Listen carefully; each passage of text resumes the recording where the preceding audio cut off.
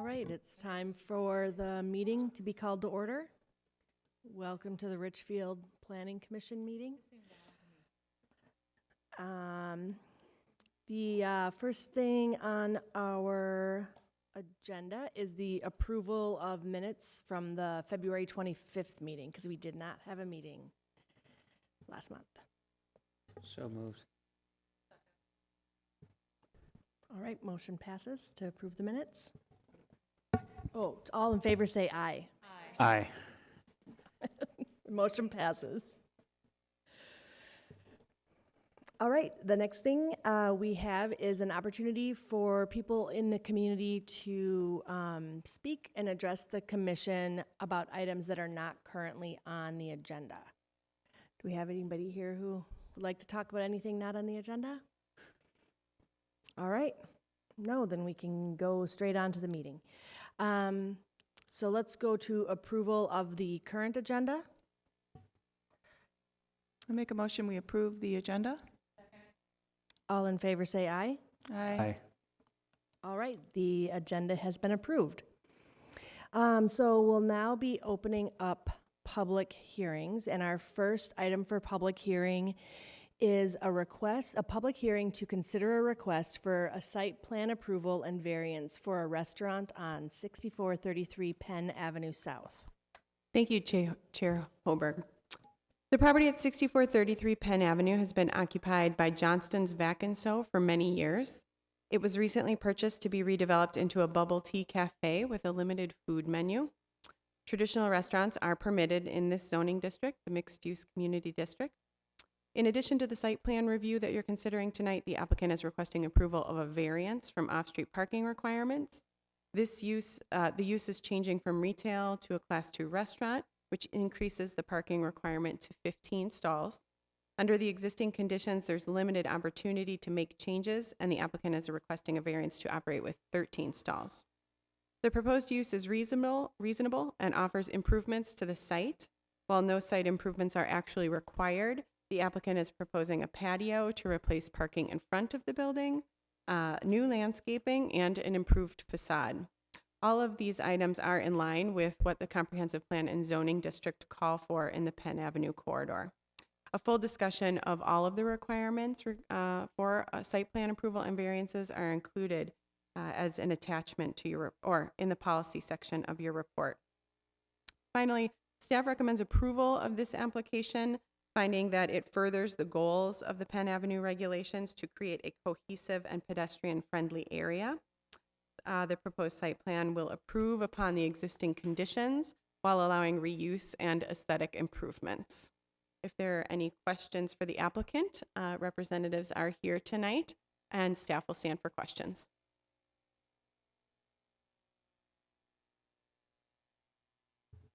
Madam Chair, I have a few questions if you guys would help me out. I was there actually today, and I looked at this site plan, and I have no objections to the use. I think that something like that would be welcome in the neighborhood.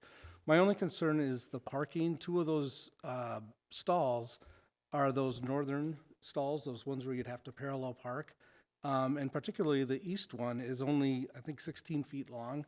I think it would be difficult to actually, I mean, in a real world situation, if you had a full parking lot, to find two cars that would fit in there without either, well, being extremely close together or even overhanging onto the sidewalk.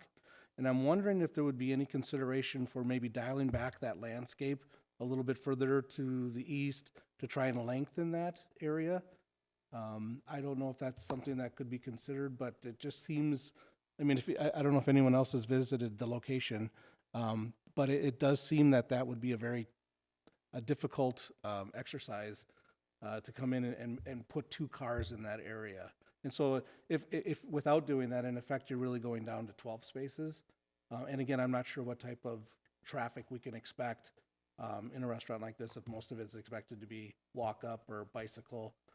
So maybe it's not a big deal, but it just seems from the plans that were provided and, you know, having looked at the space, that seems to be a little bit narrow. Could I have the applicant come to the podium to answer any questions? Thank you.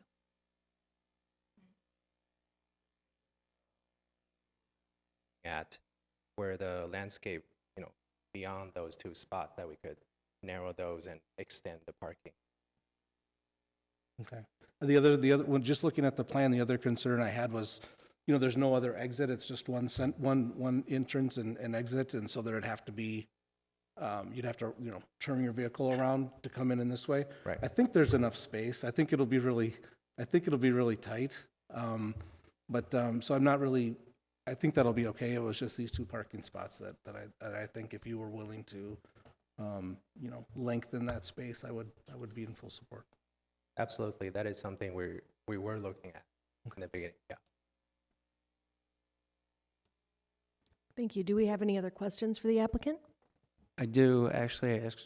I really like that idea as well, actually. If you look at, there's a business just down the road that, I'm not sure if there's any impervious green space requirements for that spot, or if you did take out the landscaping next to it that you were talking about.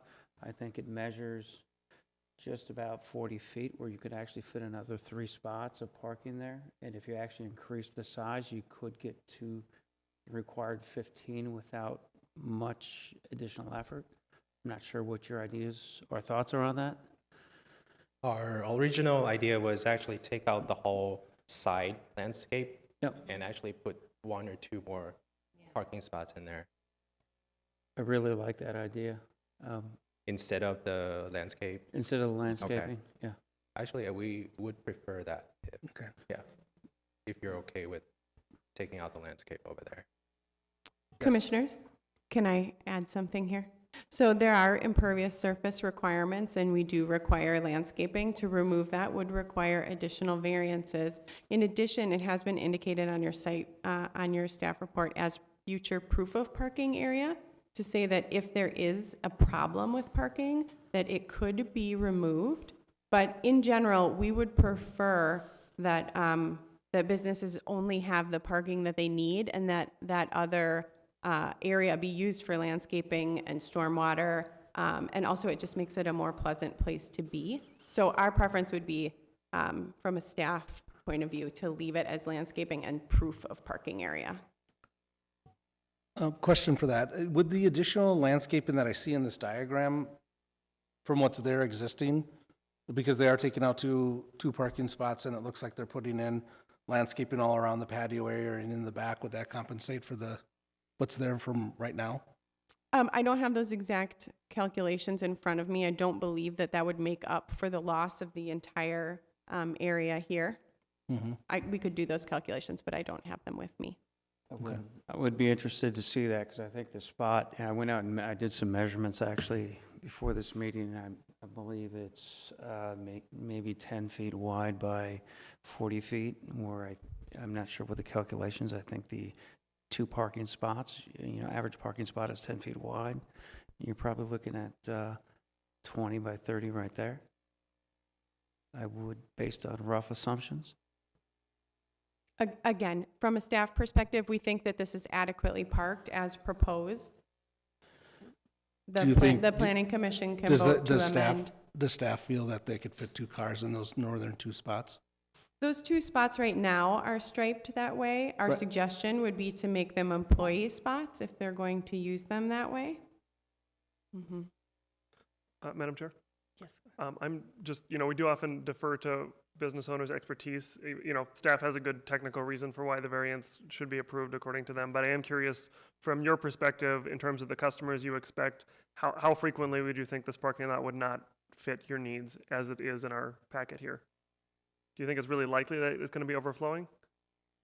I think it really depends on how many people would be walk up or bike in Okay. from the neighborhood, because this location's different from our other locations. Those are in strip mall where people drive in a lot, but this is in a much more neighborhood environment. Okay, and if I could just ask staff then, I guess I'm just curious what the process looks like so the parking lot is overflowing, you're getting complaints. Do you just write them a letter and they just tear it out and do it, or do they come back for variances to waive the impervious surface requirement, or how does that work if that became a problem? I believe they'd need to come back for another variance from you. It's shown here as proof of parking, but you aren't approving a variance for impervious surface tonight, so we would come back before you. Okay, but what initiates that? Because if they haven't come with an application, are you able to say you have to do this, or do they have to come and say, we have a problem, we need more parking? It would likely be them coming to us. I think that it's unlikely that they would get complaints about overflow parking here because there is no overflow parking anywhere nearby. Okay. People would have to park, around and behind. So I think it would likely be the applicant approaching us to say there's a problem here. Okay, thank you. Madam Chair, Yes, go ahead. what do you plan to do to the exterior of the building? Do you know? We'd like to take out the current stucco and do they call it acrylic stucco. It's a much smoother, more contemporary look. And we plan to extend the building, the exterior, slightly so it looks slightly higher. Perhaps some around the entrance, some highlights to contrast. That sounds, I think it's gonna be it needs an aesthetic uplift for sure. And it sounds pretty pleasant, the change, especially with the patio and everything. I think Yeah, for folks who are not familiar with tea, like what kind of products you serve there, could you maybe give like a quick summary of what you all will be serving there?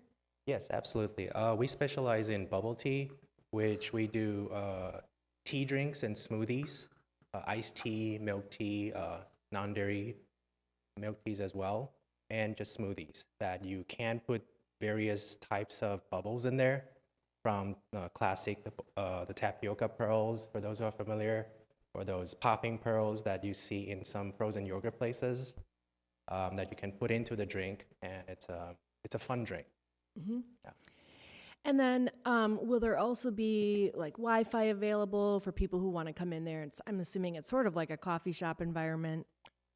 For what? Wi-Fi Yes. for like a coffee shop environment, I'm assuming is. Yes, we do plan to have Wi-Fi. We do also offer coffee, tea.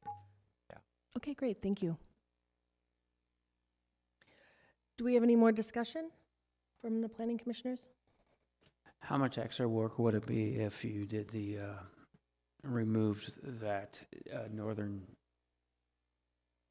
landscaping and went with your original plan? And, you mentioned that you liked that, using that as parking originally. I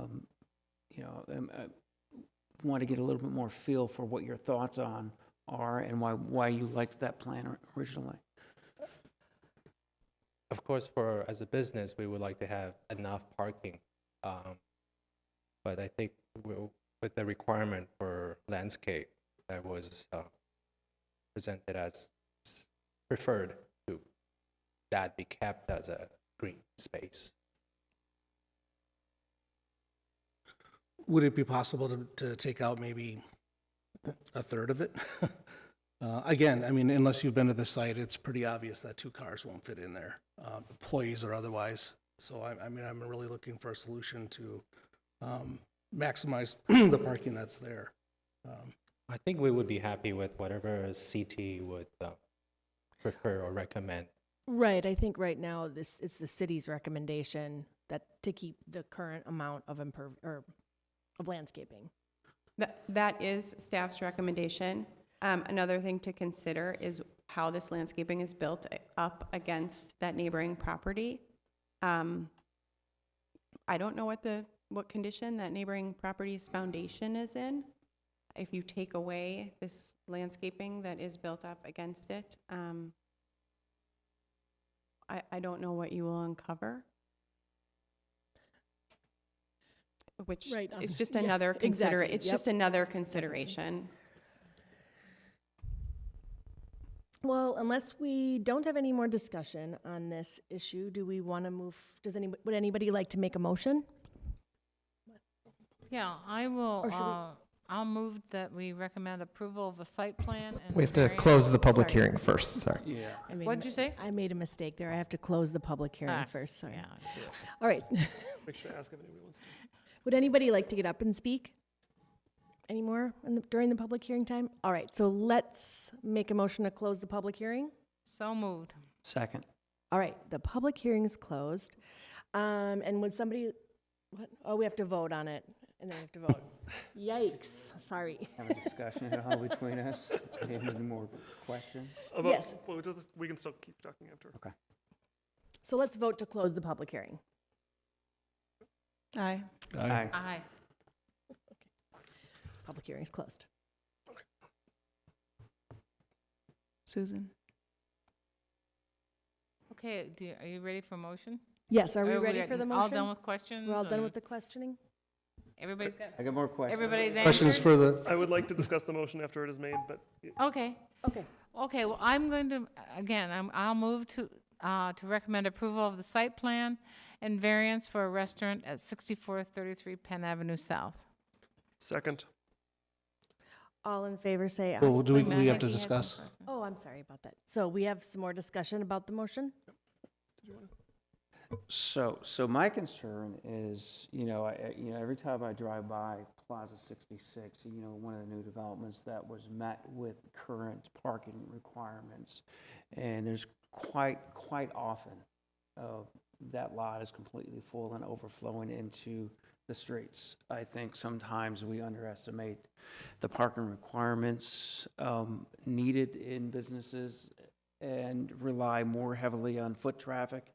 That many times I think is untrue even in Richfield at this time, which is where my concern lies with, I would much rather give a variance for the impervious area and making sure that we have enough parking requirements than not. And it's for those reasons. I really like the idea of your business. I understand that you want to make sure that you have it as well. I'm not sure if there's anything that we can do. I know he didn't put in a variance for impervious area, but can we add anything to that? If you would like to increase the parking? Commissioner Rudolph, I'm sorry, I don't understand what you're asking. I know the applicant did not put in a request for variance on the impervious area. But if it is in the best interest to give him more parking spaces, if we don't feel that 12 or 13 is enough, is there anything that we can do here today? I see. Commissioners, you are a recommending body. You are not the final decision in this item.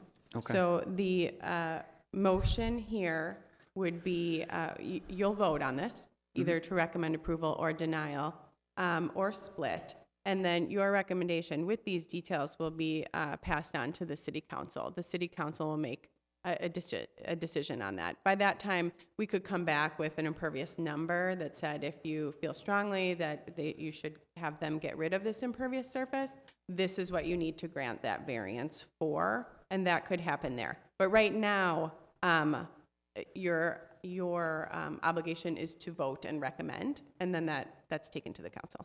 All right. Madam Chair, I think we don't have enough math to, it's my opinion, to decide that that's not enough. And I'd hate to give up the green and the impervious just to get, the variance is only asking for 2 spots. We're going from 15 to 13, correct? Correct. So it's a very small change, and to remove that, I'd rather not, because we don't have any data, compelling data that we won't have enough parking. I'm in favor of it, and it sounds like a successful chain or, business, and, that, why borrow that idea? We don't know that there won't be enough parking. We're only going down 2 spaces, with all due respect. Commissioner O'Leary? Yeah, I also will be voting in favor of this. I would echo a lot of what Commissioner Quam just said. I think in general, if we're forced to pick between one or the other, I would rather see us prioritize more green space rather than more parking spaces that would be probably empty most of the time, since the applicant has brought this forward. I also just want to be clear in our discussion, because it almost sounds like staff made this site plan and came to us and is making us do landscaping, and staff doesn't make the application. They may have advised the applicant, but they came with this proposal, so they may be open to more parking and less landscaping, but this is what they brought to us, and I see no reason not to approve it. And I also just think, in general, this is a really attractive improvement to the site. I particularly like seeing that patio in front instead of those crammed-in parking spots right in the front of the building. So I am in support of this.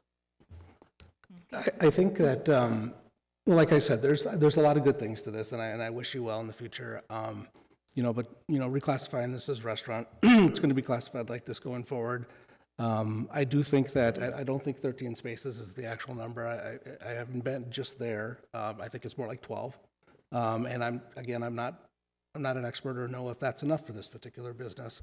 But we do have an owner who seems very amenable to maybe lopping off a bit of that landscaping to basically accommodate another space or additional parking.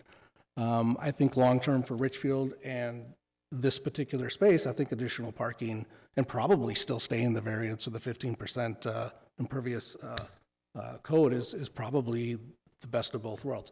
So I'd like to see that. I would like to see that happen. You as the business owner, I don't know what your future plans will be. I know that the specific request coming from the city is to approve as is. But looking beyond that, I'll be voting no and would like to see those changes made. Yeah, I just want to say I'm glad to see this happening. Me too. Because that building has not been taken care of over there. I live very close to that, and I'll be walking over, so I won't be using any of those parking spots. But no, I'm really happy to see this, and I'm really glad that you're coming into Richfield with this, because that's really the ultimate goal of Penn Avenue, is to have the small businesses and to have the interesting facades, not everything looking alike, not everything crumbling and everything, but I really appreciate you coming in and taking the chance. So I'm obviously going to support this because I really think this is a good thing for Penn Avenue. So I'm hoping that you get through the council as well so you can get started, because we want these types of things to come along. So good job.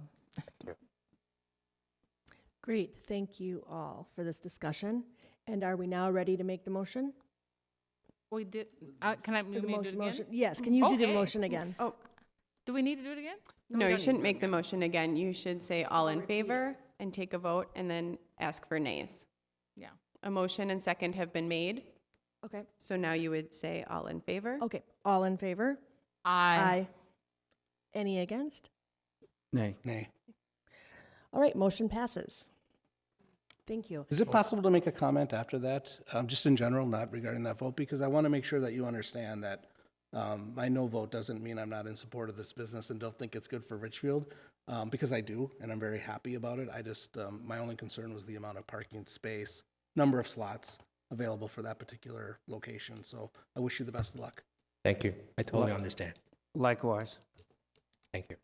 Thank you. And I would like to thank everybody for your graciousness in my learning process here right now. So I appreciate that. Robert's Rules of Order is not my natural expertise. You're doing So fine. Don't worry I about it. just want to say thank you for your patience. Cash around here. Okay, thank you. All right, thank you so much. Thank you.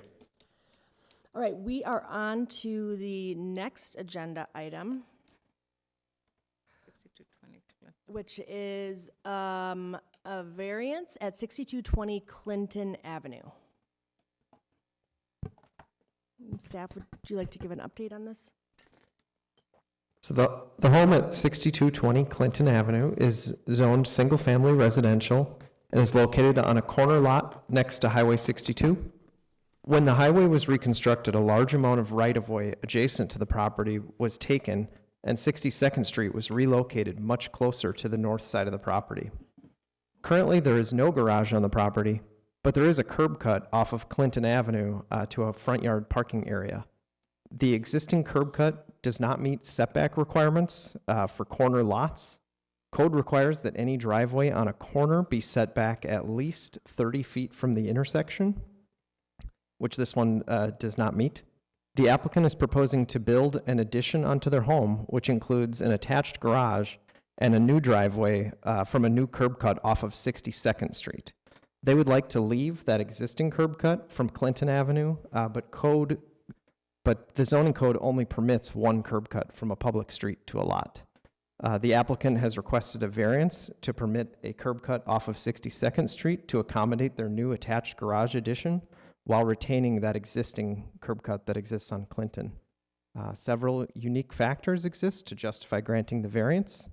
The existing curb cut is legally non-conforming as a result of that highway expansion and the relocation of the Highway 62 frontage road. It seems reasonable to allow the applicant to add that additional curb cut to access the new garage, while also allowing the existing parking area and curb cut to remain. The new driveway will connect to that parking area, which will allow them for better circulation and use of their property, as well as creating a safer location from which to access the property. Because neither Clinton Avenue or 62nd Street function as through streets in this area, traffic is very low at this intersection, and it is against the noise wall for Highway 62. The Public Works Department agrees that it is not necessary in this case to require them to remove the existing driveway off Clinton Avenue. Finding that the proposal meets all requirements necessary to issue the variance, staff is recommending approval. And staff will take any questions, and the applicant is here as well. All right, thank you. Commissioners, do you have any questions?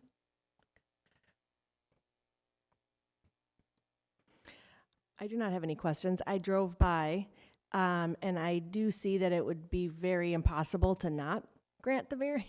Not impossible, but it would be a very difficult place for the homeowner to live, knowing that those expansions were made, you know, and the house doesn't have a garage. So I am for granting the variance based on seeing the property and staff's recommendation. Madam Chair, Yes. just a couple questions for staff. You know, it's pretty common with houses, obviously, where the end of the driveway extends into the right of way because it has to access the street.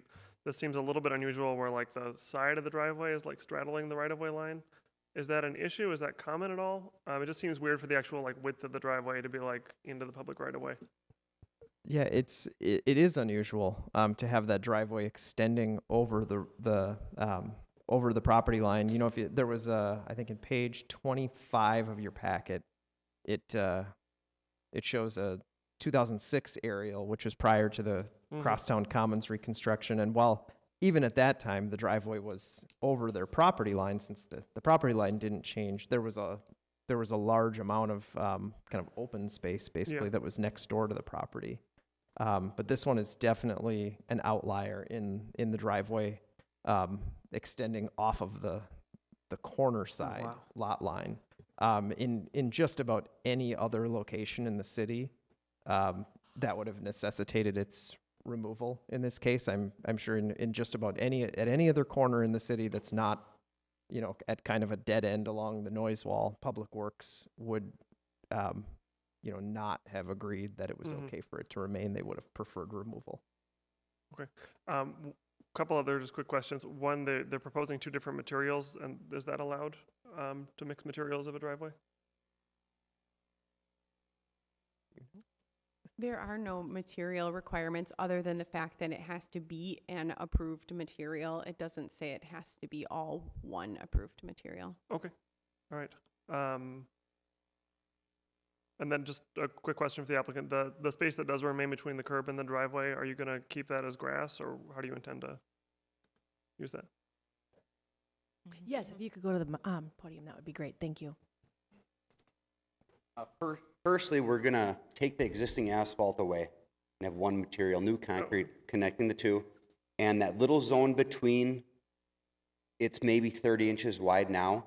I was going to talk to the city about fence options or what we could do. I would rather leave some grass there for aesthetics, but I'm not sure yet. We haven't really gotten to that point. I don't really want to have because the driveway height will be higher than that curb height. I don't want it to kind of ramp down. I'm thinking we're going to end up leaving green space. There's a fire hydrant there. We're going to leave a green space. It'll probably be narrow, 30 inches wide, enough to mow, but aesthetically it'll look nicer that way. Okay. And then it can still be pulled through. So. Good. Thank you. All right, do we have any more questions for the applicant? I have a question for staff. Is there any drawback to doing this? I drove by too, and it seems really quiet back there and reasonable to do this. And I don't know what else they would do. Is there any drawback? You know, they could have proposed to remove it in constructing their new driveway. They preferred not to, and you know, typically the drawbacks to leaving the drawbacks are the reasons it wouldn't be permitted in other locations. I mean, number one is that two curb cuts aren't permitted on corner lots. So I guess that's the code reason why it wouldn't be preferred. But in general, the spacing to the corner, you know, in an intersection with a four-way stop sign or a busier cross street, you just wouldn't want a driveway that close to the intersection, and that's why code requires that 30-foot distance there. But in such a unique location as this, those things don't really matter as much. All right, well, thank you. If there's no further questions, we could close the public hearing. So moved. Second. All in favor, say aye. Aye. All right, the public hearing is closed.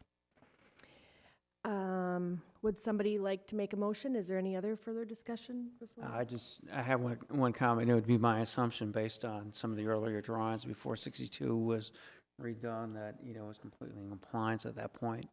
You know, I can understand, you know, driving by it as well, that, you know, this would be really beneficial for the property, and I will support it. Yeah. I have one quick question. In driving around, why do the numbers on the houses not go in order on 3rd and Clinton? If you know. If you don't know, then I can Google it. Okay. Because it went from like 6220 to 6215 to 6216 on 3rd. It says it on the map. It's just an interesting thing. They're not all in order, but if anybody knew, I thought it'd be interesting. But would anybody like to make a motion? I will move to approve the resolution granting a variance for the second curb cut for a driveway at 6220 Clinton Avenue South. Second. All in favor say aye. Aye. Aye. All right, the motion passes. Thank you very much for coming in. Appreciate it. Thank you.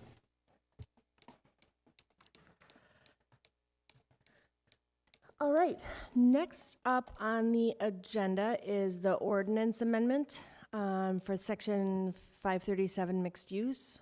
And Peter, you had a recommendation? One by one.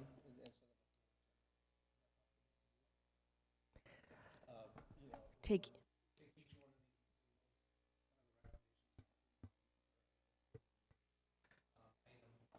Is it possible to discuss each individually, or is this something that we have to do at all? Yes, absolutely. I'll read through the staff report, and then I think we'll just circle back to any questions, and we can go through them one by one.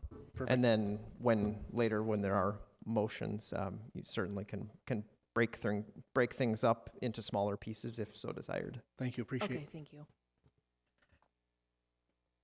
All right. So planning staff routinely reviews zoning ordinances to ensure consistency, identify issues as they arise, and make adjustments as needed. In reviewing the mixed-use zoning districts, Section 537 of the Code, staff found a number of inconsistencies in the table of uses between the mixed-use districts and other zoning districts, as well as some other issues that warranted review. The mixed-use districts were first implemented in 2006 following adoption of the 494 Corridor Master Plan, and they were initially tailored specifically for those types of large lots that have frontage on both 77th Street and on I-494.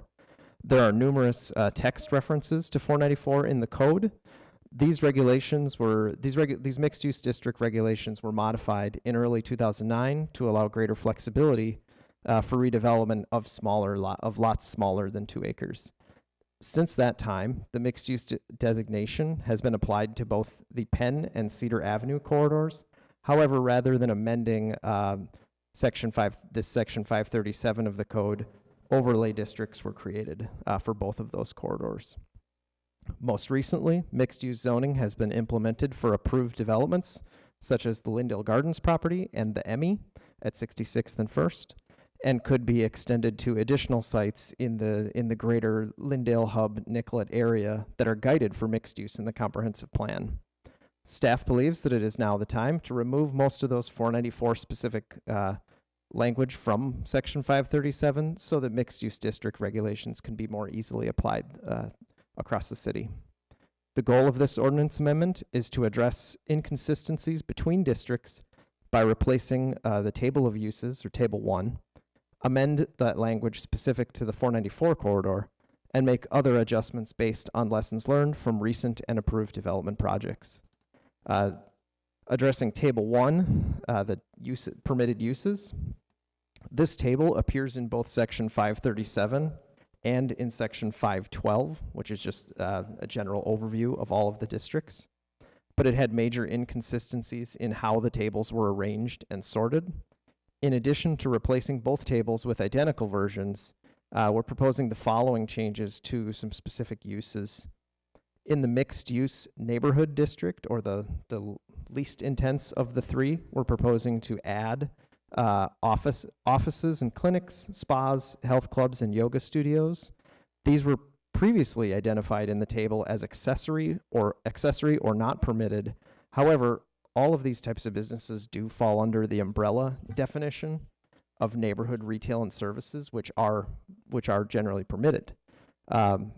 Non-residential or commercial uses in that mixed-use neighborhood district are limited to 10,000 square feet maximum regardless, which ensures that any commercial offerings in that district are at a neighborhood scale rather than a regional one, like in a larger, such as a larger shopping center.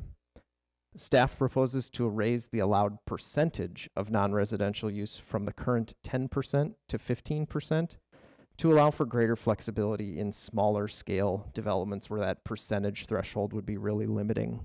The lower figure of 10,000 square feet or 15% of the total floor area would apply.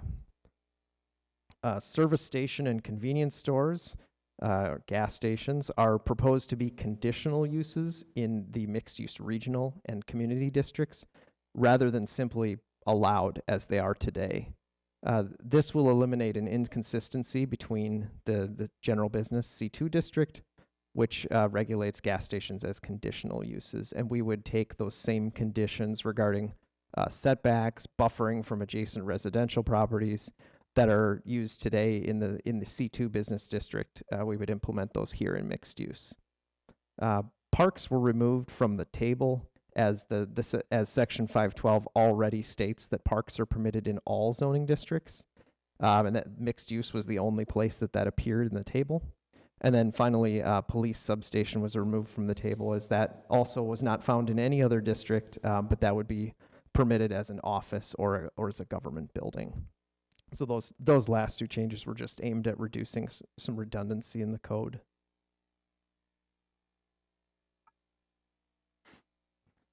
Table 2, the bulk and dimensional standards in the mixed-use districts.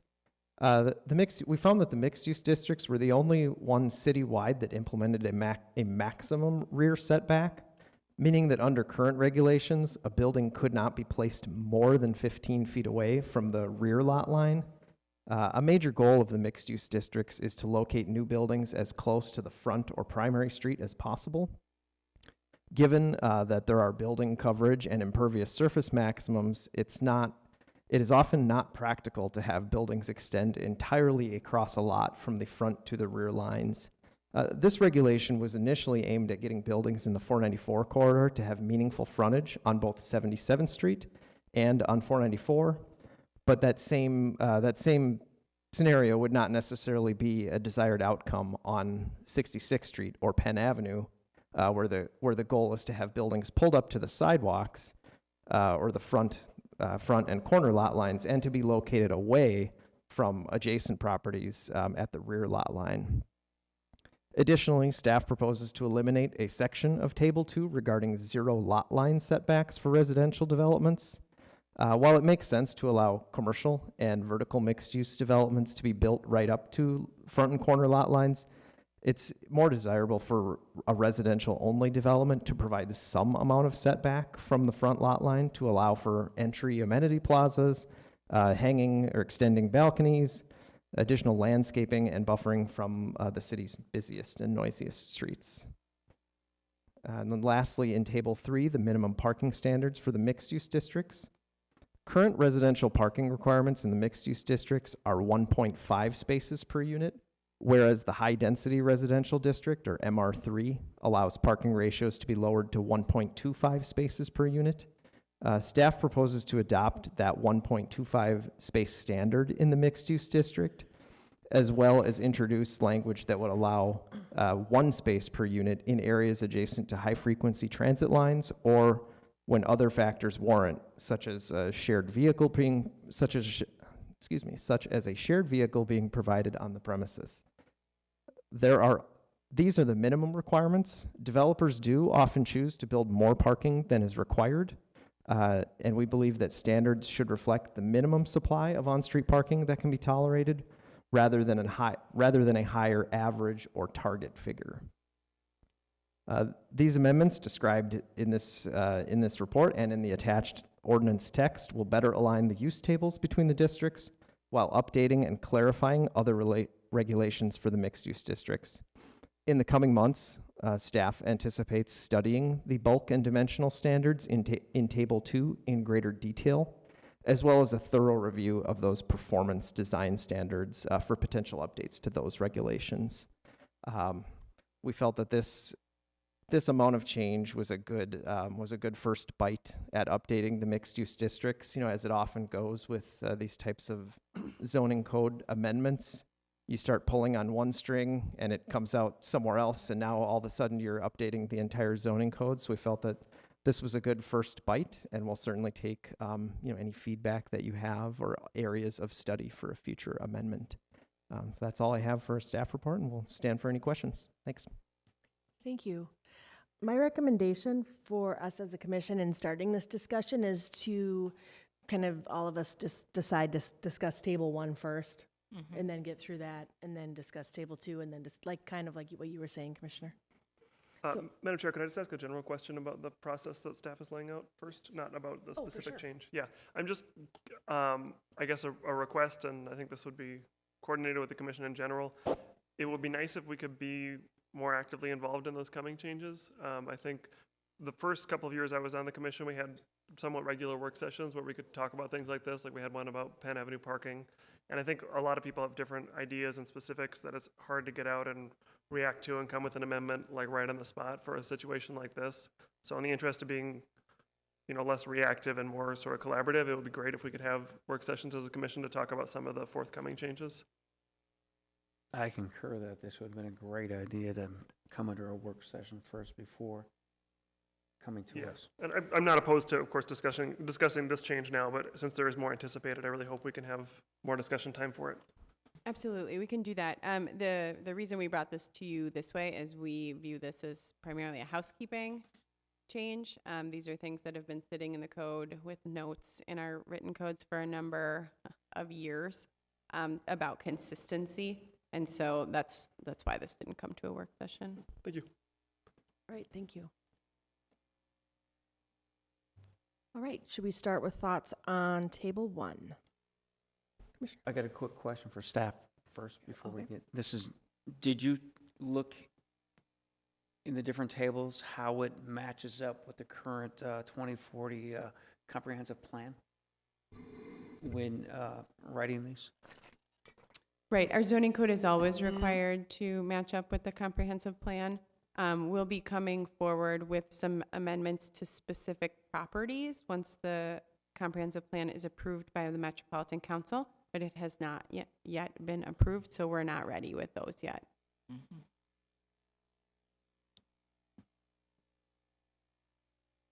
And just to put a finer point on that, this amendment does not propose to rezone any properties from how they are currently zoned. It just addresses the language. No, in but those it would completely align with what we're doing in the 2040 plan, is what I'm asking. Correct, yeah. Okay.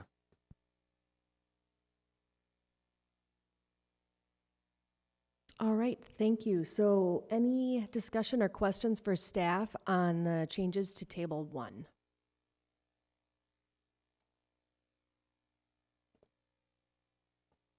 All right, I do not have any either. Any discussion or questions that we would have for staff for Table 2? So, actually, I do.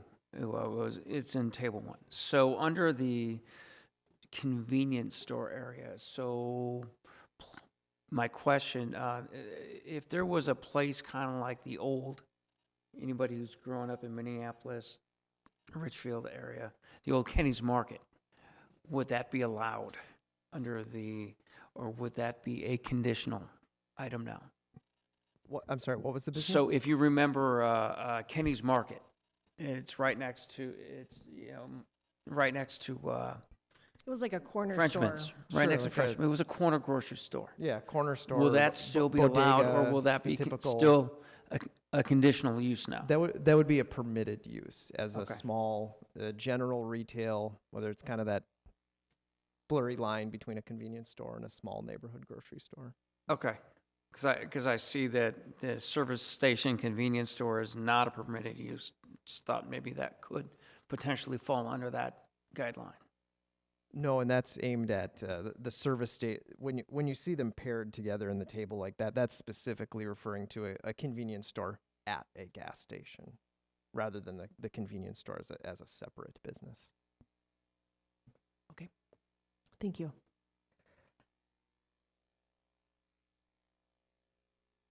Commissioner O'Leary, did you have anything? I had something on table 2, but I don't know if there was more on Okay. table 1, but Any more questions on table 1? Mm-mm. All right, let's move on to table 2.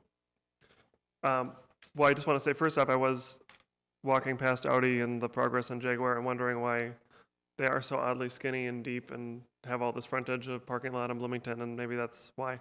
But are we going to do anything to protect 494 frontage? And this was a goal because of 494. Is there anything in the code that would still allow us to enforce this on 494? Would we not want to? And if we don't, can we make sure that 77th is the front and not 494? So that we don't have 100 feet setback from 77th? Yeah, we may need to take a look at, if there's any, in our second pass, we may need to take a look if there's specific language we need to put back in. There's not a 494 overlay corridor. Okay. But generally the thinking was that the way that lots are defined under the definitions section of the code, it defines lots like those found in the 494 corridor as through lots, that they have two frontages that are parallel to each other, and those are both considered to be fronts. So we felt that it was kind of Okay. a bit redundant in the code in that way. And certainly anything that would come through as a PUD, we would express, that we expect the front to be 77th Street rather than the 494 frontage. Okay, that addresses my concern. All right, thank you. I have a little bit of a question about the 0 lot line setbacks for residential developments. So we're not considering like Penn Avenue is not a residential development, correct? So Chair Hoberg, the way that this table, how that works, the only differences between the residential setbacks and then the one that we're striking through, the residential 0 lot line setbacks, the only difference between those two was in the side and rear. In the 0 lot line, it shows that you can go down to 0.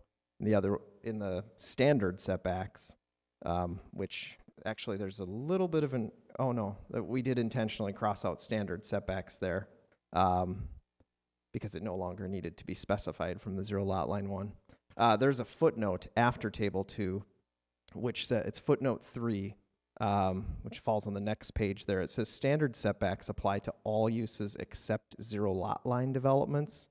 And the 0 lot line setback, it specifically defines that as allowing a building to be placed on an interior lot line if that property and the adjacent property were designed in that manner to have.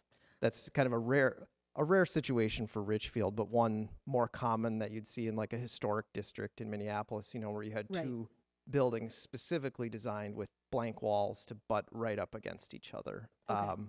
So our general take on that was it just wasn't necessary for that would be so atypical for a residential development to have a completely blank wall on any frontage. It was just kind of redundant in this table for that reason.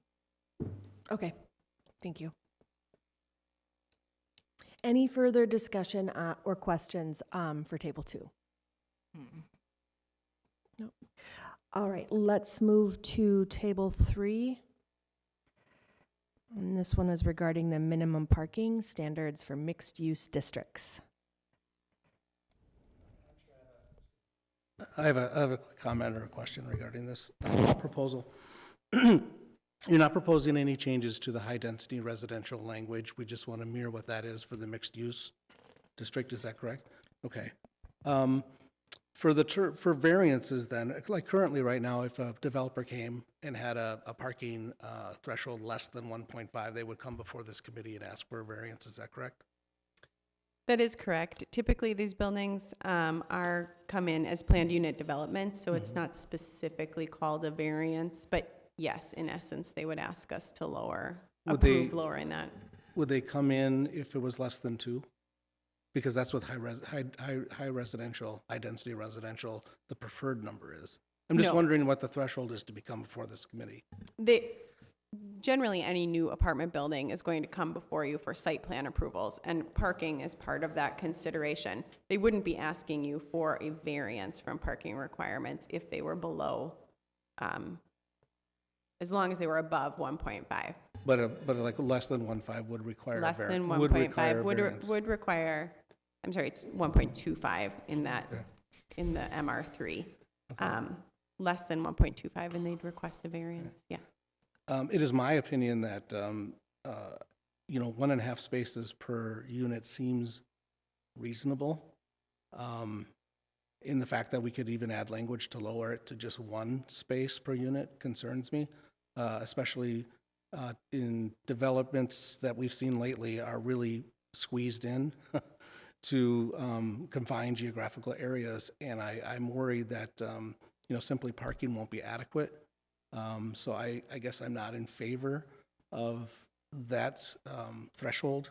I would rather see a higher threshold, and then be able to look upon each project individually and determine if a variance or if a deviation from those thresholds is warranted. I think that's the purview of this committee, and I think that's the input that we should be giving. So to lower it, I think weakens our input in these projects as they come along. So with that in mind, I guess, is there any projects in the pipeline or have been presented to the city that would benefit directly from this particular change, i.e. meaning they wouldn't have to ask for a variance? The projects that are, we don't have any current applications, and the projects that are in the conceptual realm at this point, we don't have any numbers like that to know that yet.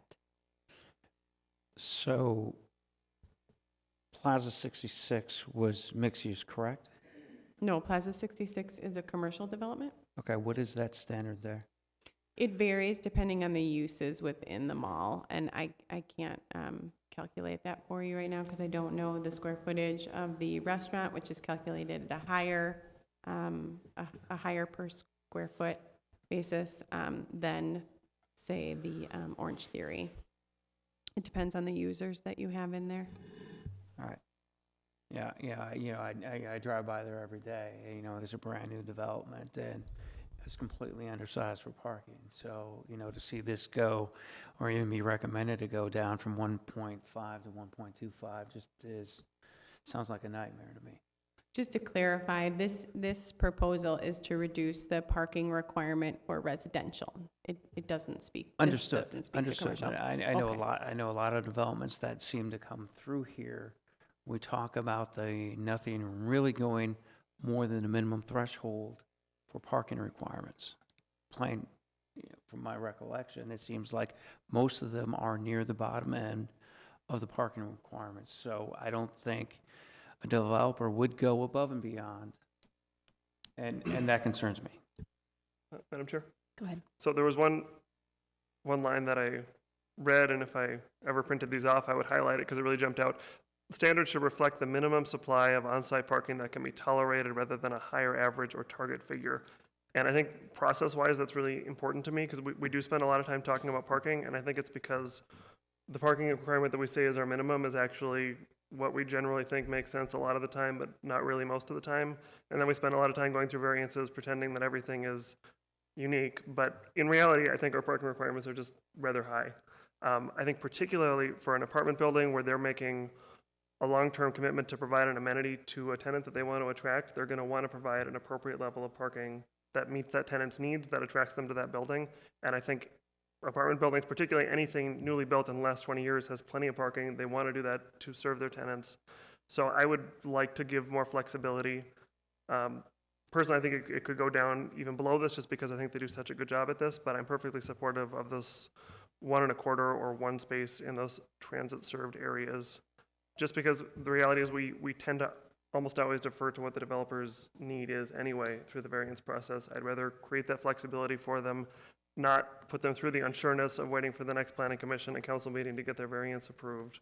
Can I Yeah. respond to that? Yeah. I understand your thoughts and I respect your opinion. I think that we, as a commission and as a city, should be holding a higher standard to the developers that come in and make them show us why a variance is needed in each particular case. I don't think that giving them a parking threshold of 1 or 1.25 and then expect that they're going to put the onus on them to make it work for what's right for the city is the way we should be operating. I think it should be the exact opposite. I think we should be protecting the city, protecting our parking limits, in our designs going forward to make the onus on the developer to come before. And then if it's warranted, then it's granted. But to just lower, and this is substantially lowering the ordinances, I don't think is necessary. I think that they can come before the committee, state their case for the project, and get their approval if needed. I would rather have this committee have the input on that rather than leave it to the developer. Just to go back, I agree in general. I think we should hold things to a higher standard, but I think from our perspective as the city, we don't necessarily have an interest in having a bunch of parking that may not be used and they may not think is appropriate. Parking lots cost a lot to build, and yet they don't generate much tax revenue. They're not placed for anybody to live. From the user perspective, it may be beneficial to have parking, but from the city perspective, I'd rather see less. So why not put the onus on the developer to make the case for the variance? I think what happened, we just had a commercial variance for that tea place, and we went through, and everything was around the discussion of how do they get to 15, and we did go through a mentality that this is the appropriate amount because this is what it says in code, but this is how we determine what that baseline is. I think we do put a lot of weight on what at one point we decided was a good number, and I think this is a good number. I think this is an appropriate number to commit to. I would say this is much higher number than Minneapolis requires, just a few blocks north of where many of these apartments are. We're not Minneapolis. We are not Minneapolis, and it's fine for us to require more, but I don't think we need to require multiples more for being a few blocks south. So we were so far off in our original ordinance that it needs to be lowered this much. Can I maybe add something? I would say, like, in my experience in living in Richfield, that we do have like vast amounts of parking space from an era when everybody drove to these huge big box stores, and I know this is residential, and I think that it does behoove Richfield to look at our parking requirements overall, just because we do have such a large amount of wasted parking lot space that in maybe a couple months out of the year they are in use, but in other times of the year it's just a lot of parking lot space. And it's a huge issue. And I think if you look at whatever that apartment complex is across from Bachman's, and I'm spacing on it now, Bachman's has like acres of parking in that space. And then if you look at that apartment and there's nowhere to park on, it's just a very, I don't know. What I'm saying is that I do feel like we do spend a lot of time talking about parking and how we are asking so much from folks for parking.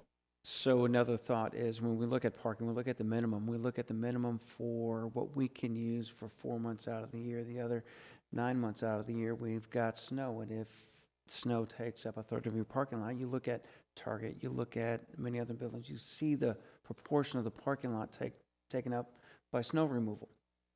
You know, those things should also be taken into consideration for the minimum. I'm looking at the minimum, and I drive by new developments that have skirted barely above the minimum every day and see these lots completely full and overflowing into the streets to the effect where if a delivery needs to come into some of these new developments, they park on the street and cart their things into the development. I think we are undersized. And this is reality of what I see every day, not on things that were developed 30 years ago by standards that were created within the last couple of years. Commissioner Riddle, are these residential developments or are these commercial? These are commercial. Okay. But we don't, but the standard is different for residential, but it's also using the same type of math for the residential and things like that. And it's hard for me to see the number going down to 1. Yes, we hope everybody in the world can bike to and from places, but in reality is we still live in a very much car-driven society. And I think lowering it down to 1 or 1 1/4, you look at the new development over around the Chamberlain, if it's 200 units, that would be reducing it by 50 to 100 parking spots, depending on what number you threw in the dark. Madam Chair, for clarity, so I understand correctly, it would propose the 1.5 go to 1.25 for mixed use, right? That's correct. Okay. And mixed For all three of the varieties of the mixed-use district. Okay. And don't they vary quite a bit? I mean, that range of, of parking needs within the mixed-use umbrella? I mean, isn't there a wide range of how much parking is needed under all the categories of mixed use and the needs? Commissioner Quam, that is correct. For commercial uses, yes, there's a, both here, you see the off-street parking requirements as part of this table for commercial uses, and then they're further spelled out in section 544 of the city code, which is the full parking requirements for commercial uses. The only change proposed to this table is for the residential rather than the commercial uses. Mm-hmm. So, Commissioner Quam, yes, the parking required on a specific development can vary significantly, but the variance is caused by the amount and type of commercial, not by the residential component. And this will set the standard for the residential component. It will not change the standards for the commercial component. So parking requirements on an individual truly mixed-use development will still significantly vary based on the makeup of the commercial space. Thank you. I think I have to just say this is a tough one for me. I hear your argument clearly about parking, so. Madam Chair, Yes. I did also wanted to say one thing just to remind ourselves that we are doing this by unit and it's not by bedroom as some cities do. So in general, it seems like throughout the region, but including Richfield, a lot of our new developments are studio alcove 1 bedroom and there's fewer 2 bedrooms and 3 bedrooms. I think some people might even like to see that change. But because of this, the households are smaller, they're less likely to have cars than they might have been even 20 years ago in terms of new residents of that building. So I think it might be worth considering the fact that the mix may be more individuals or couples in those buildings. I guess I disagree with that. We're trying to promote more multi-unit or more multi-bedroom development in this community. With that comes roommates, not necessarily families. 3-bedroom apartment, 3 cars, now what? I mean, we are specifically trying to get more multi-bedroom development in this community, or in this community.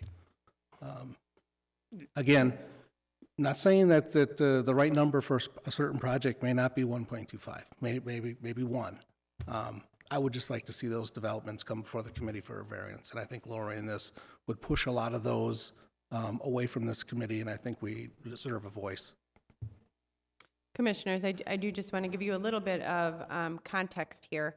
In general, the developments that we have approved over the last 8 to 10 years, the developer has come in with a parking need that says they need about 1 per bedroom. So that's what they come to us with, and they say, this is what our development is going to need.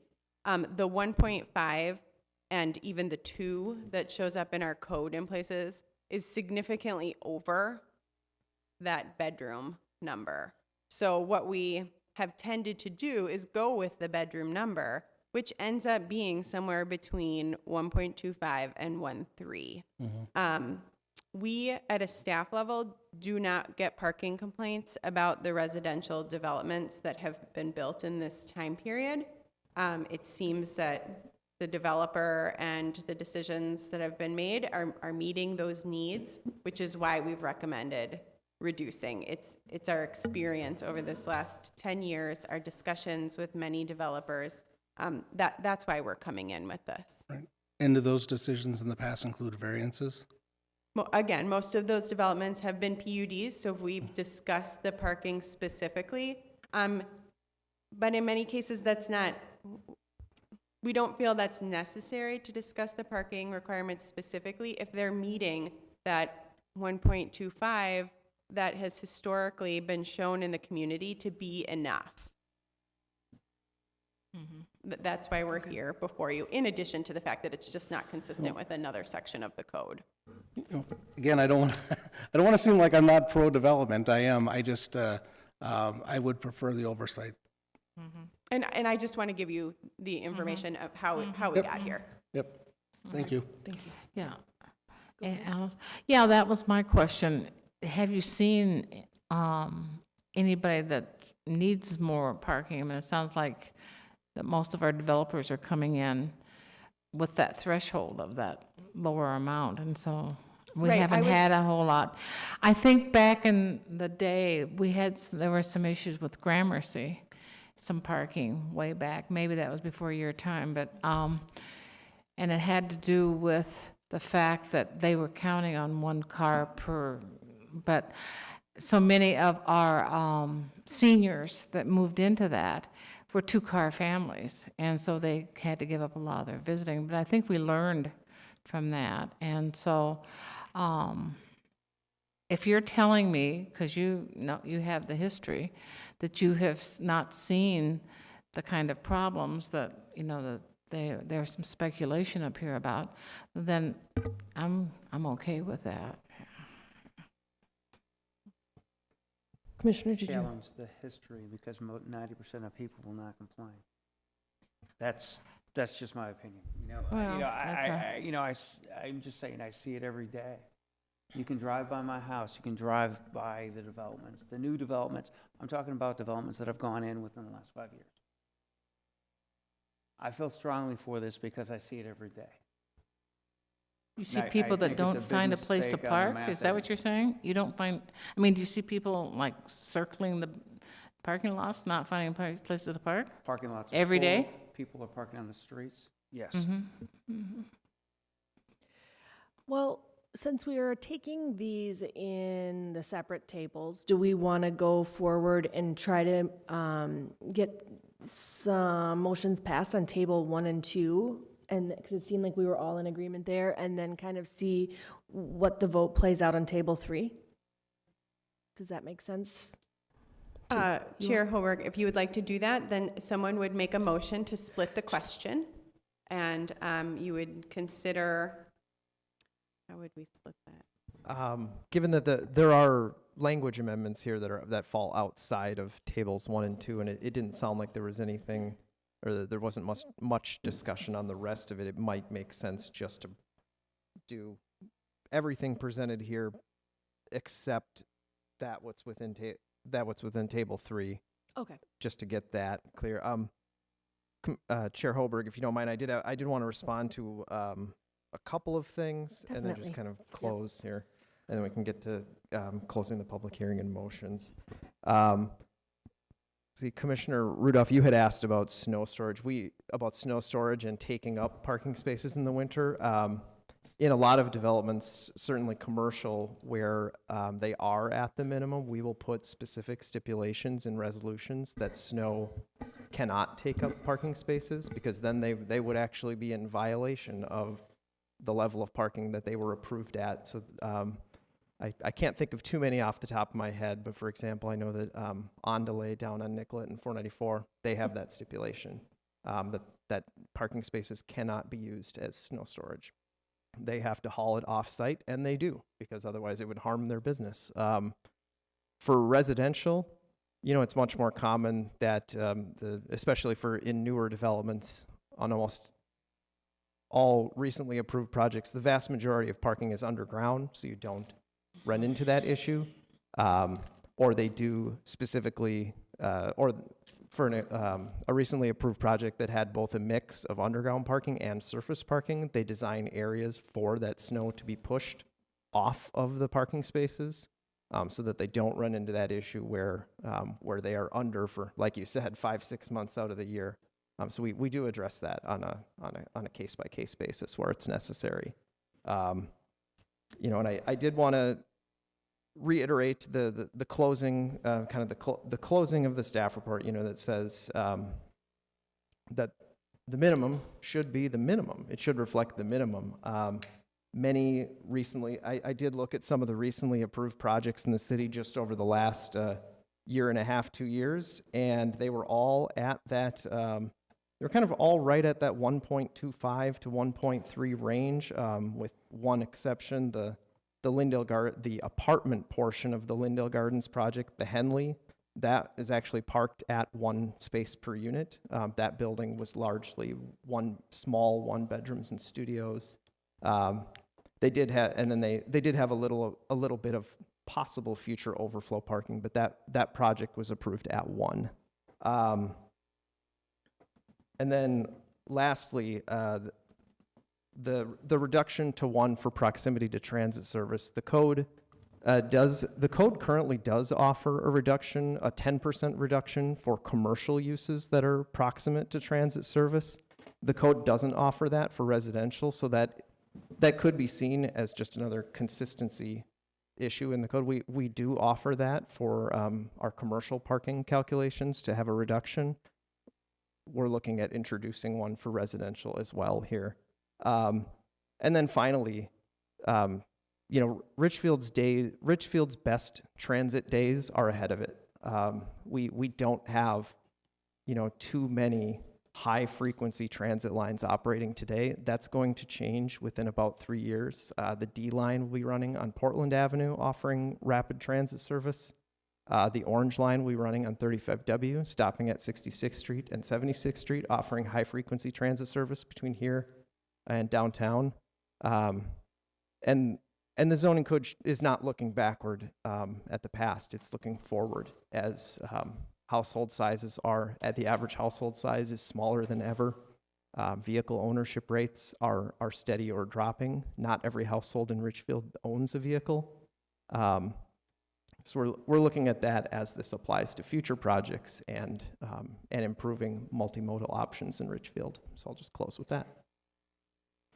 Okay, thank you. And I think that this is a really good discussion to have, and maybe, why there, like to Commissioner O'Leary's suggestion that there maybe be a study session that kind of digs in a little bit more, so people weren't like just giving our anecdotal, like this is what we've seen, or this is what we've all seen, but we have a chance to like get a little research together and get some more time, and it doesn't feel rushed. Did you have something? I did want to say, two thoughts. One would be, it does seem like the 1 is jumping out the most as concerning in this discussion. I think there are some concerns raised about that. The 1.25, I would hope that we could at least have consensus on, just being that would be consistent with what's already allowed in high-density residential. And if you just look at the zoning map, there's not a whole lot of rhyme or reason as to what happens to be mixed use that might be apartment versus what's high-density residential. For example, the Cedar Corridor, the north end by Target where RF64 is going up, is that high-density residential would be the 1.25, but the south end of the Cedar Corridor, where future development might happen, will be mixed use and would be 1.5. I mean, I don't personally see any reason for that. So to me, it seems like very clear housekeeping to do the 1.25 item at least. I would be supportive of the whole thing, but I would also be open to compromise on the transit reduction. Okay, thank you. So your suggestion was that if we were to make a motion right now, after we close the public hearing, that we would be doing it for 1 and 2 to separate those two out? Chair Hoberg, it's certainly your prerogative as a commission how you break it up, but Okay, I think what would seem to make sense is to move all of the changes except Table 3, and then maybe visit Table 3 with a separate motion if you feel like that's the right course of action. all right, would anybody like to make let's close the public hearing first. Would anybody I like move to we make a close the motion? public hearing. Second. Any discussion? All right, all in favor, say aye. Aye. All right, the public hearing is closed. And then now we would move on to making a motion. And how, do you all feel that we should separate it? Comfortable with the staff's suggestion? Madam Chair, I move that we approve Table 1 and 2 as presented. Second. Commissioners, just a point of clarification. There's more than just tables 1, 2, 3. There are text amendments as Yeah. well. So our suggestion was that you move to split the question to approve all but table 3. I would like to amend my motion to that language. Thank you. Second. Any discussion? All right, let's take a vote. All in favor, say aye. Aye. Any opposed? All right, that motion passes. Could you read that out loud, just because we had some changes? Read the motion out loud. Because he amended it, and I just would like to. Sure. Thank you. So the motion, Commissioner Laven has moved to split the question to consider approval of the amendment of all recommended changes in the amendment with the exception of Table 3. Okay, thank you.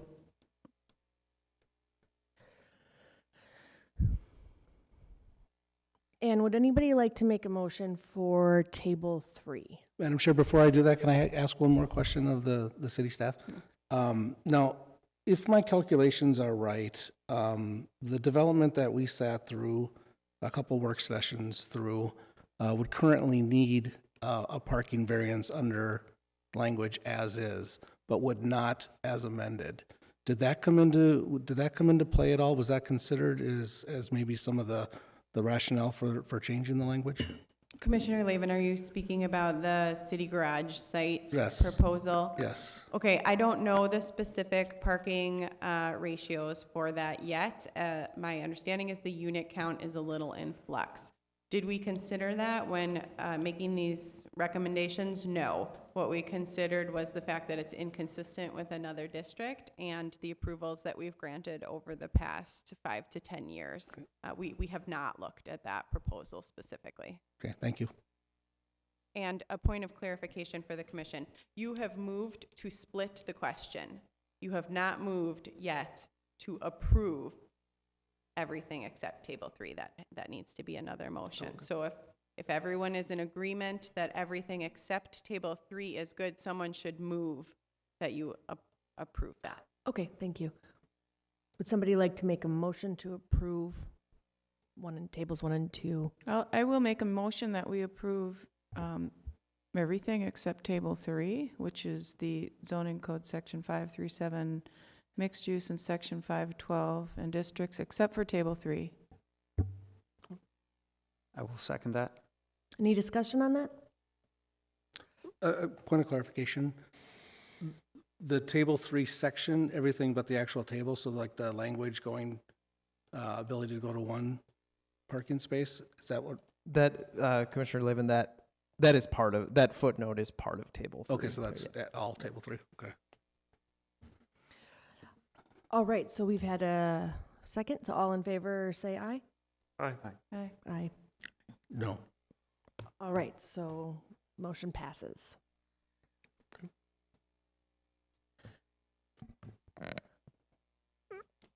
So could we have a motion on Table 3?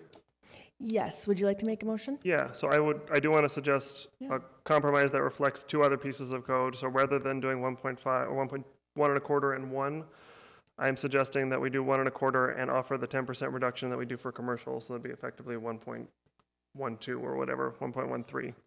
So it would be slightly higher than staff proposes. It would be consistent with what we do in multifamily. Anyway, that's a long build-up. So my motion is 1.25 with the 10% reduction and otherwise approval of Table 3 as proposed by staff. Would Yeah, anybody? I'll second that. All right, any discussion on that? Okay, let's take a vote. All in favor, say aye. Aye. Opposed? Nay. Hey, So it appears we have a tie. That's correct. Someone could make another motion, and you can see if you can get a majority. Otherwise, again, you're a recommending body, and we can take this to the city council with just your input. Madam Chair, I make a motion to leave the mixed-use districts language at 1.5 spaces per unit as is. So basically deny the request. And I just have a question on that. I feel that it does reflect sort of the consensus of the board to have it left as a tie to be presented to the county commission. So would we just, at this point, or not the county commission, the city council? So how would that work? To be honest, that has never come up before. I believe that Commissioner Laven has the right to make another motion because it did not pass. However, you can vote down that motion, and all of this information will be forwarded to the city council. Madam Chair, I believe it's in the bylaws that we need a majority for it to pass, so it's already, Okay. right? Isn't that right? Well, that is correct, but you're passing on a recommendation. Right, but I mean, we didn't officially come out as 50-50. It didn't pass because it didn't have over 50%, so. That's We correct. did come down on one side, It didn't, just for clarification. okay, Does sure. that make sense? Mhm. Yes. So then should I retract that motion as unnecessary? Yes. So, and again, I think I might have voted no inappropriately that I didn't mean to on a previous motion or part of it. Everything but Table 2, I agree with in this, or every item except Table 2, the language in Table 2, I agree with. It's just the discussion about Table 2. So even though that particular motion passed, I just want to clarify that, and I apologize. So Okay. just to clarify, Commissioner Kwame, so we would be, if we don't make an additional motion, we have no recommendation because the only recommendation we offered failed to pass. So are you comfortable with us Correct. having no Yeah. recommendation? Okay, Yes, okay. thanks. I've never had this situation happen before either, sitting on the commission, so, wondering if that leads us to the need for a study session to do more discussion about the parking and the ins and outs of how this would look in, like, as applied to a real project or some of the projects that we have coming down the pipe? Right. So, okay.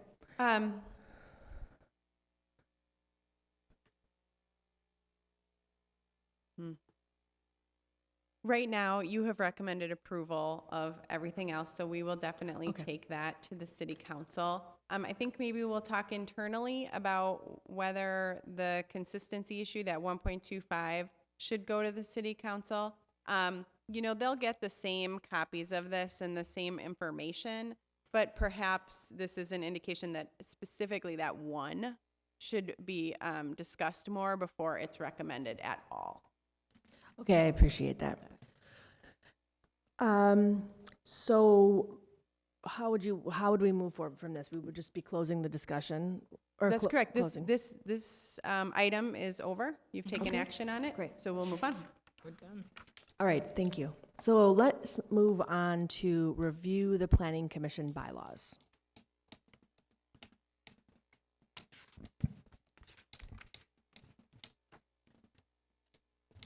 All right. Part 3, Section 3 of our bylaws requires the Planning Commission to review the bylaws each year at the February organizational meeting. At the February 25th meeting, Commissioner Quam inquired about Part 3, Section 1, regarding the suspension of rules, which states, "The commission may suspend any of these rules by a two-thirds vote of those members present." In contrast, a two-thirds majority of the commission, or 5 members, is required to amend the bylaws. Commissioner Quam had inquired about the disparity between those two thresholds of approval and stated a concern that if only 4 members of the commission were present, which is enough to have a quorum, that potentially as few as 3 members could vote to suspend the rules at that meeting, as that two-thirds present threshold would be met. Commissioner Quam then proposed an amendment to raise the threshold for suspending the rules to match that of amending the bylaws. After some discussion, the proposed amendment was rescinded, and the commission instead directed staff to research these criteria for consistency with the bylaws of other city commissions and with that of the city council.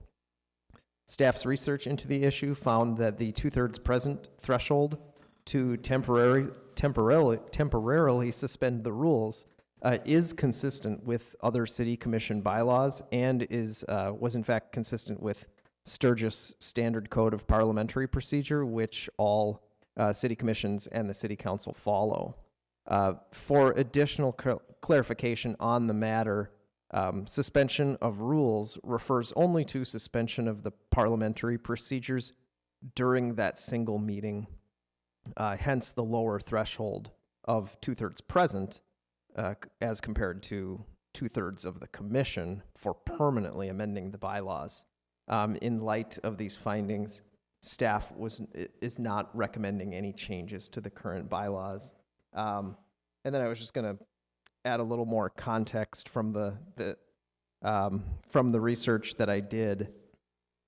For an example of the commission having suspended the rules recently without actually making a motion or knowing that the rules were suspended, last fall during the discussion over the Novo apartment project at 66th and Queen, the commission voted to take a 10-minute recess to allow the developer to discuss an amendment that Commissioner Pinn had suggested. So that was technically a suspension of the rules. That recess that we all took is not covered in the bylaws.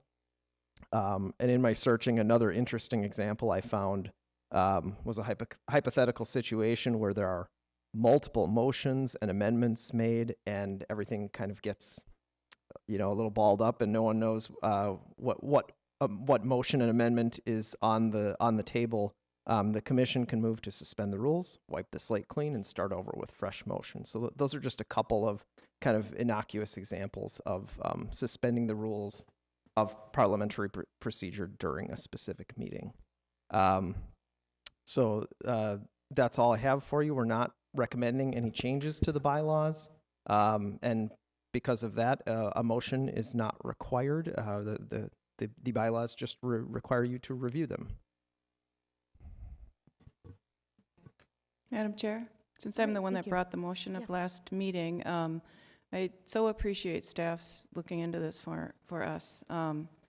And the fact that I'm going to withdraw my motion. I still, first of all, the fact that that's consistent with what City Council does, I'm going to defer to that, obviously.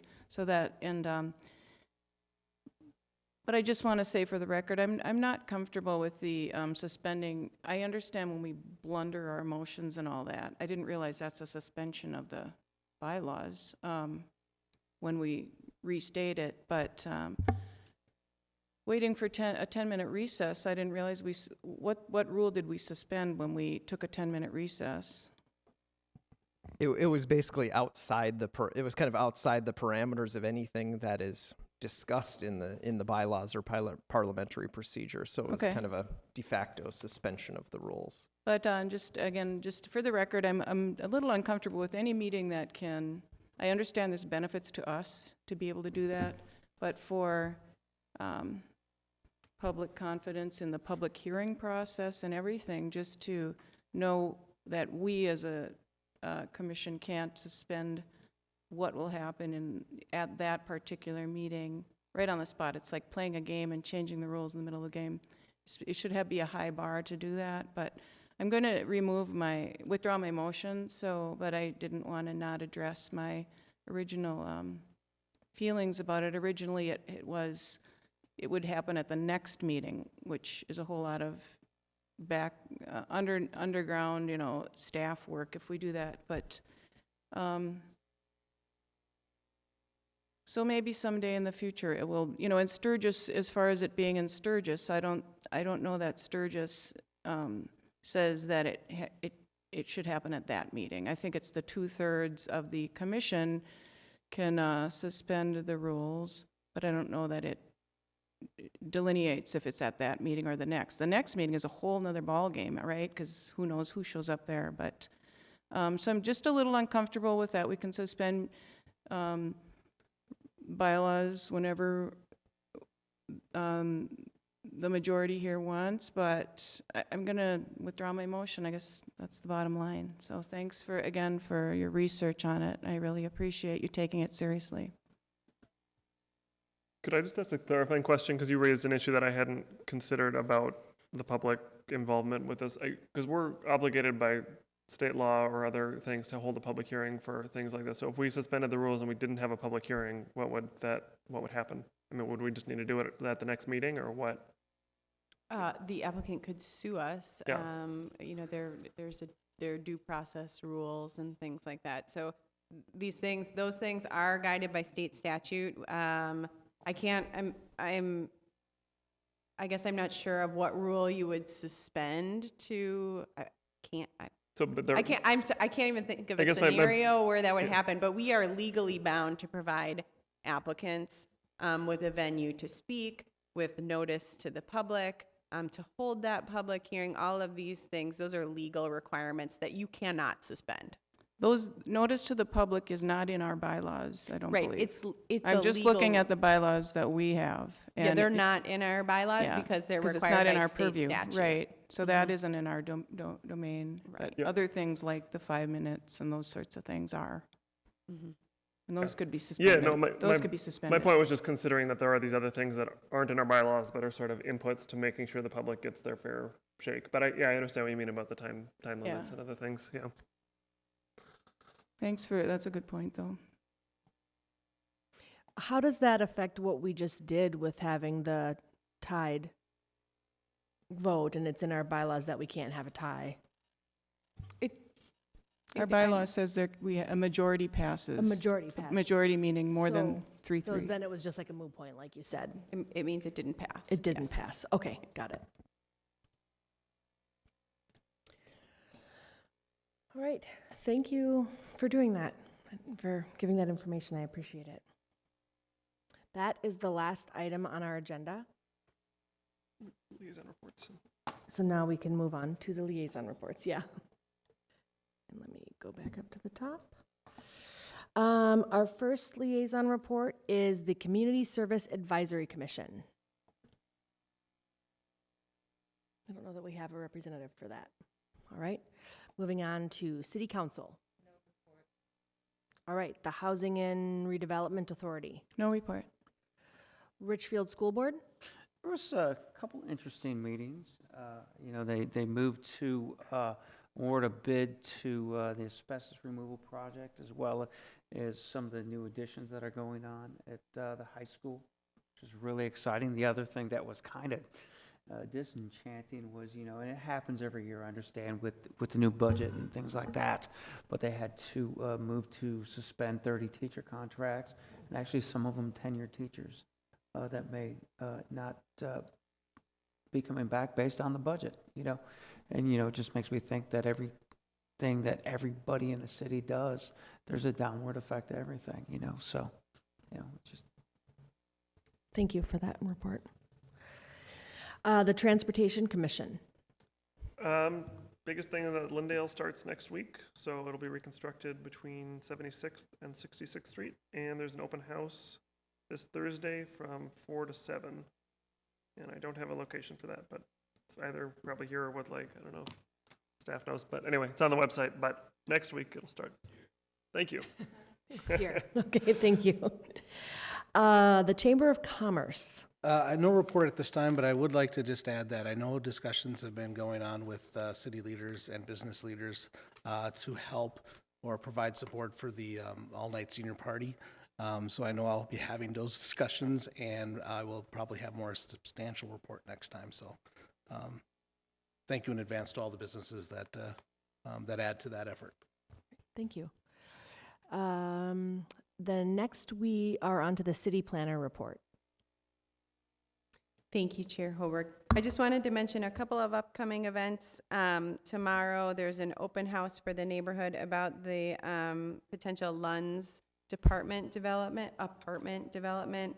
That's tomorrow from 4 to 6 at Woodlake Nature Center. And then next Monday, there will be a neighborhood open house related to the city garage proposal for apartments.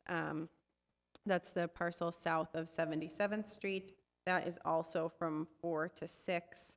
I do not have a location. Oh, I do have a location. It is at MWF's offices, which are part of Twin Cities Christian Homes at the corner of 76th and Lindale. There's more information about that on the website as well. And then finally, you should have all been notified now about the citizen planner training that we've scheduled for May 7th. That is from 4 to 7:30 p.m. You'll get a reminder about that and notification about dinner. I do want to encourage you, even if you have been to other kind of commissioner trainings, things like that with GTS or other folks, that this is really an opportunity to come to training that is specifically geared for you and Richfield and the different bodies that work here and the way our staff is set up in the council city manager form of government. It's also going to give you an opportunity to talk about this amongst yourselves, which in any training that you went to, that wasn't necessarily your experience. You got to talk to people from other cities, but here you'll get to discuss these things with your peers, and we think that will be really valuable. So I hope that you can all attend. If you have questions about the session, please let me know.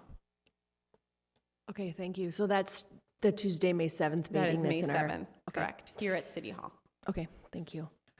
And our next planning commission meeting is May 29th at 7 p.m.